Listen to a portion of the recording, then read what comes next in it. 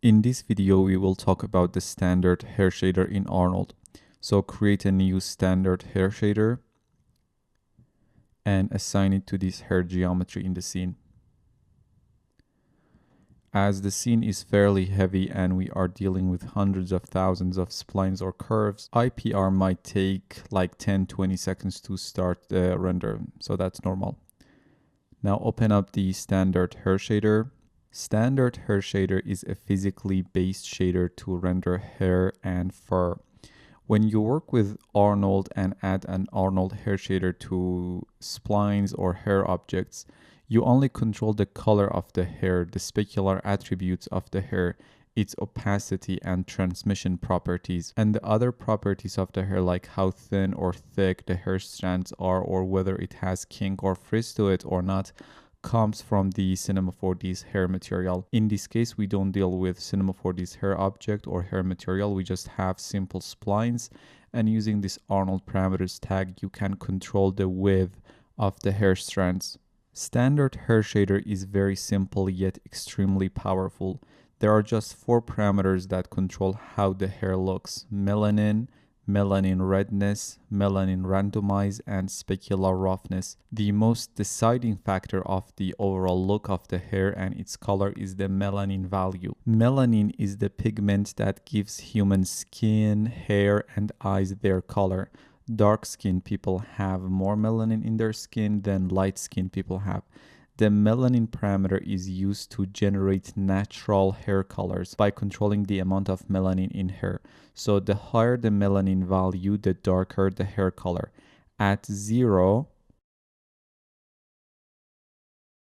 you get a white hair color.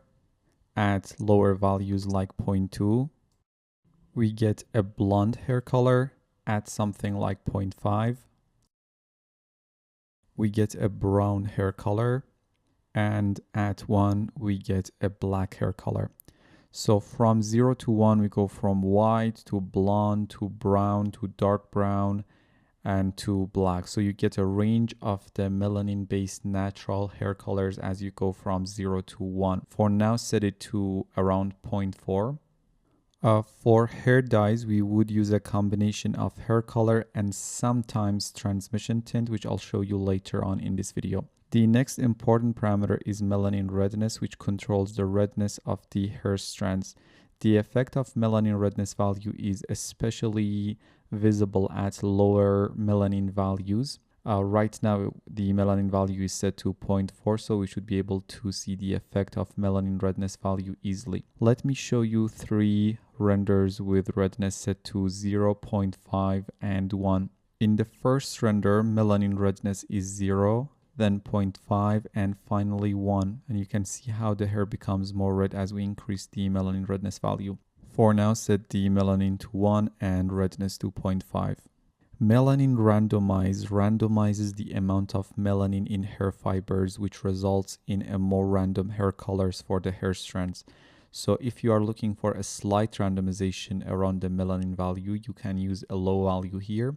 And if you want more randomization around the melanin value, you can use higher values here. Let me show you 3 renders here.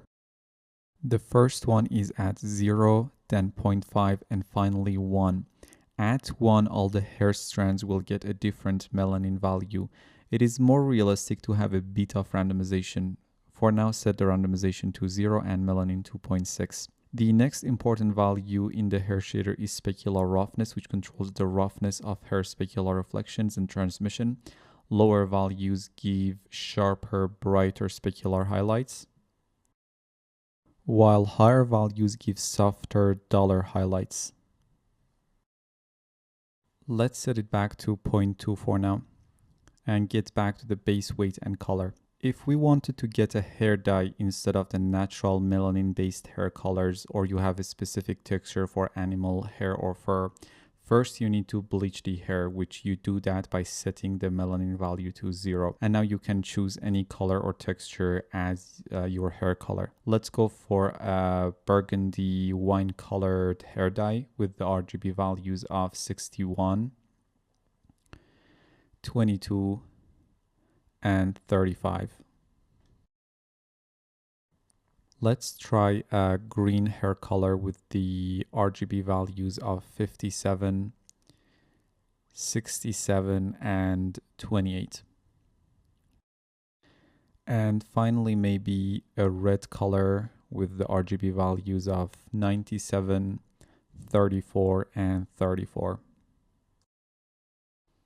Base weight controls the brightness of the hair, a multiplier for the base color basically. The randomization value does not work when the melanin is set to 0 and we have a color defined. But we can simply add randomization to the color using a simple color jitter node. So let's open up the network, add a color jitter node. Let's copy the hair color and connect the color jitter node to the base color. And now paste the color as the input color for the color jitter node. Now we can start adding color variations to the hair strand using the object section. For example, I can set the hue max to 1. And now each hair strand will get a different color. That's an extreme example, but if I set the hue min to -0.02 and positive 0.02, now we get a slight variation in the color of the hair strands, which makes it way more realistic. And we can do the same thing for the gain and saturation. Let's set the min gain to -0.05 and max gain to +0.05. Now we have darker hair strands, brighter hair strands, a slight variation in the hair color themselves. So that's that. For now, let's disconnect the color jitter and set the color to white and melanin 2.2. And get back to roughness. We have this anisotropic roughness. We talked about this concept of anisotropic scattering, which entailed backward and forward scattering of the incoming light rays in previous lessons. You can do that using this azimuthal roughness value. A smaller azimuthal roughness value lets ray go straight through the hair strands, and a larger value allows more rays to travel inside the hair. And this could be more visible when you have a heavily backlit scenario. For now, let's disable anisotropic roughness. IOR controls the index of refraction for the hair fibers. Higher values give stronger reflections, and lower values will result in weaker specular reflections based on the Fresnel reflectivity law that I explained in the specular lesson of this section. For now, set it back to its default value. We have this shift value that shifts the primary and secondary specular reflections away from the perfect mirror direction, or the root of the hair strands. For realistic results for human hair, a small angle between 0 and 10 should be used, normally less than 4. The default value is 3. To see how this works, let's set the melanin to 1, roughness to 0, and let me show you 3 renders with shift values set to 3, 8, and 15 degrees. So here they are, 3, 8, and 15. As we increase the shift value, you notice how the specular highlights move along the hair strands. Normally, the default value of 3 works. So I'll set it to 3. Then we have this tint lobe section. These 3 parameters here should stay at white, as these automatically change based on the specified melanin value or the base color. Specular tint controls scale of the primary specular contribution, which simply multiplies the primary specular color. Specular 2 tint controls scale of the secondary specular contribution, which simply multiplies the secondary specular tint. To see this, let's set the melanin value to 0.2, specular tint color to red, and specular tint 2 to blue.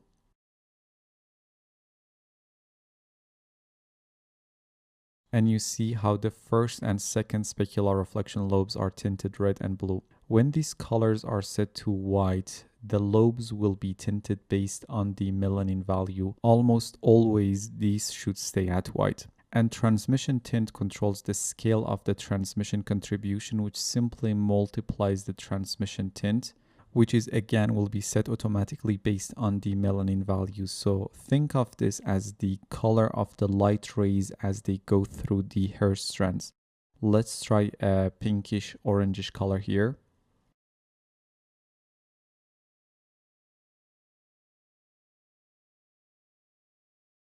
Among these three tint colors, I never adjust the specular tints, but sometimes I use the transmission tint in conjunction with the melanin value or the base color. For example, if I wanted to get a ginger hair color, I mix a bit of transmission color. But normally this should stay at white for more physically accurate results. So let's set it to the default color and set the melanin and specular roughness to 0.2 as well. We have diffuse, which controls the diffuseness of the hair strands. Consider this like the base components of the standard surface shader. Hair shader is fully based on specular rays and does not need any diffuse contribution. With diffuse weight set to 0, you will get fully specular scattering, and at 1, fully diffuse scattering. As I mentioned, for typical realistic hair, no diffuse component is needed, but dirty or damaged hair might be achieved with a bit of diffuse contribution. Let's set the weight to 0.3 and color to a green color with the RGB values of 173, 255, and 213. Especially if you are not using melanin but a specific hair dye using the base color, you can add a bit of the same color to the diffuse to have a bit more control. For now, zero it out and set the diffuse color to white. Emission allows you to emit light from the hair strands. In the advanced section, we have opacity, which at white gives fully opaque hair strands. For this to work, we need to go to the Arnold parameters tag that is applied to the hair and uncheck this opaque option. We had to do this for any transmissive or see-through objects in previous versions of Arnold, but right now we just have to do it for the hair objects to tell Arnold this is a transparent geometry. Darker colors here make the hair strands more transparent. If you want to get softer results, you can decrease the opacity by like 10-20%, but the render will take much longer. For now, set it to white and check the opaque option. Indirect diffuse and indirect specular controls how much indirect diffuse and specular contribution the hair will receive. As hair shader is specular based, unless you have added any diffuse contribution, indirect diffuse does not change anything. But if I decrease the specular weight, you see how the hair strands will not receive as much indirect specular reflections. For now, set it to 1, which is physically accurate. Extra depth adds extra specular ray depth just for this shader, especially for lighter hair colors. It's necessary that we have some extra ray depth. That's why by default it's set to 16. If I decrease it to 0, which means it will just use the specular ray depth that is set in the render settings, we will get much darker results. And extra samples add extra indirect specular and I think diffuse samples if we had any diffuse contribution to only the hair shader, which is very useful as getting a noise-free hair shader is a bit hard. And having this parameter here means you don't have to increase the specular samples for the entire scene, which is a smart choice. To clean noise from your hair shaders, simply increase the specular samples of your scene or this extra samples value here. I'll be creating and rendering a few hair shaders and save that scene as a finished version of this scene. So in this lesson, we learned about standard hair shader in Arnold for Cinema 4D. See you in the next lesson.